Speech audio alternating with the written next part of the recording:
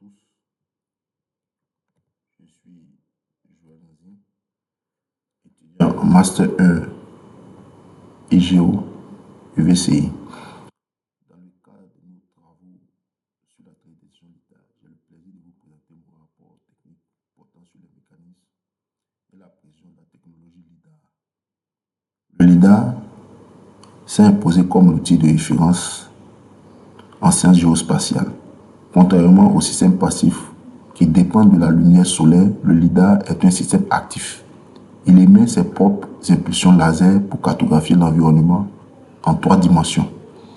Aujourd'hui, nous allons voir comment cette conversion d'une mesure temporelle en coordonnées spatiales devient un levier de développement. Le principe moteur du LIDAR est la conception du temps de vol. Le capteur calcule la distance séparant l'appareil de sa cible en mesurant le délai précis, noté delta t, entre l'émission de l'onde lumineuse et sa réception après réflexion. La célérité de la lumière étant constante, nous utilisons la relation fondamentale. La suivante, d la distance, c la célérité de la lumière et delta t le temps de vol. Le tout sur un rapport de 2. Une spécificité majeure du LIDAR est sa capacité multi-écho. Lorsqu'une impulsion rencontre une structure complexe, comme une canopée, une partie de l'énergie est renvoyée par les feuilles premier écho, tandis que le reste pénètre jusqu'au dernier écho. Cette distinction est vitale. Elle seule permet de générer les modèles numériques de terrain MLT précis, même sous un couvert végétal dense.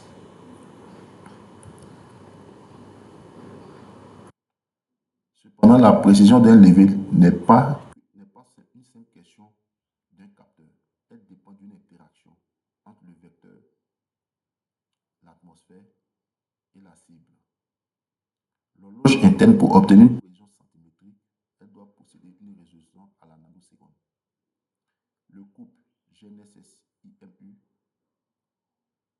sans une synchronisation parfaite avec la centrale inertielle pour corriger les mouvements du vecteur, le nuage de points perdrait toute cohérence spatiale. L'albédo. Les surfaces sombres affaiblissent le signal du retour, augmentant ainsi le bruit de mesure. Les corrections atmosphériques. Enfin, nous intégrons des modèles de correction pour pallier les biais de l'air. Les types de LIDAR par plateforme.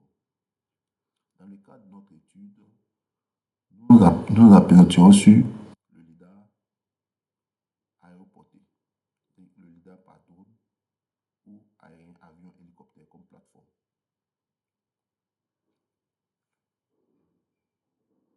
Puisque notre projet de fin d'étude est essentiellement basé sur l'amélioration du rendement de l'impôt foncier dans la ville de San Pedro, l'application sera exclusivement une application foncière, à savoir une cartographie massive urbaine, les calculs de volume de bâti, les audits locaux, la vérification des constructions non déclarées.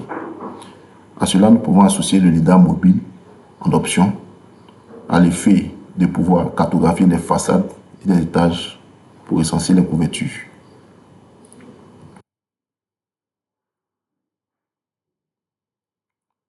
Les modèles dérivés. Dans le cas de notre étude, nous aurons 2 principaux modèles dérivés, qui sont le MNT, le modèle numérique de terrain obtenu par extraction des échos sol nu, le MNS, modèle numérique de surface, qui capture le sommet de toutes les structures, inclut les bâtiments et les végétations. À la fin, le résultat de l'association MNT et MNS isole uniquement les hauteurs intersectes des bâtiments à l'effet de pouvoir cartographier les bâtiments suite à un regroupement d'informations avec la base de données cadastrales existantes. L'application stratégique à l'impôt foncier. Dans notre projet à San Pedro, nous passons de la théorie à la pratique fiscale. Nous utilisons une combinaison de plateformes pour une couverture exhaustive. Le LIDAR aérien pour la cartographie massive de la commune, le LIDAR drone pour vérifier la conformité des constructions avec des lidar mobile pour recenser les couvertures et le nombre de niveaux depuis la rue. À partir de ces données, nous pourrons obtenir le format des données LAS. Nous générons un modèle numérique de hauteur MNH en soustrayant le MNT à la surface MNS. Ce modèle nous permet d'isoler uniquement les hauteurs des bâtiments.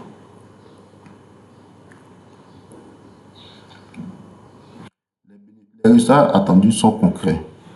Par croisement géométrique entre le cadastre existant et nos relevés LIDAR, nous pourrons identifier les écarts de surface, les extensions non déclarées ou les piscines omises.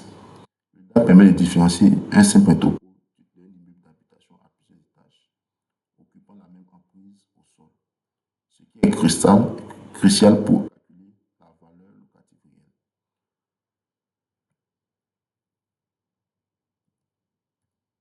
En conclusion, la technologie LIDAR dépasse ici la simple cartographie pour devenir un véritable outil de justice d'équité fiscale.